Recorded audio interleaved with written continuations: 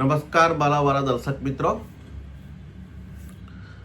બાયોકેમિક series number 3માં આપણે homeopathic દવા calcarea સલ્ફ વિશે જાણીશું. આ બાયોકેમિક ક્ષાર લીવર, સ્પ્લીન, મસલ્સ આ બધી જગ્યાએ આ ક્ષારનો સંગ્રહ થાય છે.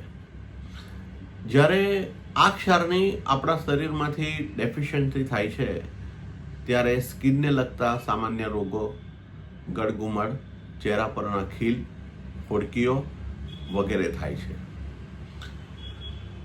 જનરલી આ ક્ષાર સંધિવામાં અને ગઠિયાવામાં પણ કામ આપે છે. દર્દીને ઘણી વખત ધાબળો ઓળીને મન થાય સૂવાનું, પરંતુ એના પગ આ કન્ડિશનમાં એને બહાર રાખવાનું ગમે છે. તો આ ક્ષારમાં કોઈ પણ લાંબા સમયથી ઇન્ફેક્શન હોય તો તમારી કોઈ પણ દવા ચાલતી હોય એના પછી આ દવાનો ડોઝ વચ્ચે વચ્ચે આપવાથી લાંબા ગાળે પરમનન્ટ રિઝલ્ટ મળતું હોય છે. માનસિક લક્ષણોમાં જોવા જઈએ તો જ્યારે બી આ ક્ષારની ડેફિશિયન્સી થાય છે ત્યારે ઘણા પેશન્ટોને અમે જોયું છે કે યાદદાસ્તમાં ઓચિંતો વિક્ષેપ આવે, ભૂલી જવાય. ઓચિંતા કોઈક પેશન્ટને બેહોશી આવી જાય છે, ચીડિયો સ્વભાવ થઈ જાય છે, બેધાનપણું થઈ જાય છે, ચિંતા, અસંતુષ્ટપણું અને ભયભીત રહેતું હોય છે.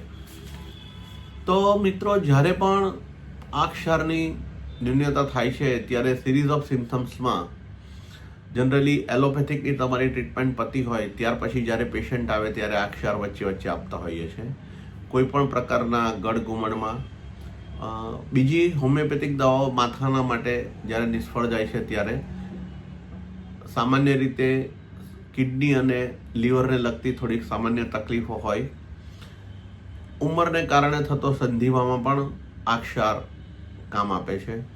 કાનની સમસ્યામાં જ્યારે લાંબા સમયથી પરું નીકળતું હોય અને અનટ્રીટેડ સ્ટેજમાં થોડીક સાંભળવામાં તકલીફ થતી હોય, ચહેરા પર ખીલ અને ફોડકીઓ થતી હોય, તો આ ક્ષારની ઉણપ જો તમે પૂરી કરો તો એમાં ઘણા રિઝલ્ટ જોવા મળે છે. મિત્રો, આ દવાની અસર ખૂબ જ ઊંડાણવાળી હોય છે. જ્યારે રૂટીન દવાઓ તમે આપો અને તમને રિઝલ્ટ જ્યારે ઓછું મળે તો આ દવાનો એકાદ ડોઝ આપવાથી એની સ્પીડ ઘણી વધી જાય છે. અને જ્યારે પણ એટમોસ્ફિયર સૂકું હોય તો આ દવાની અસર ઘણી સારી થાય છે. ધન્યવાદ.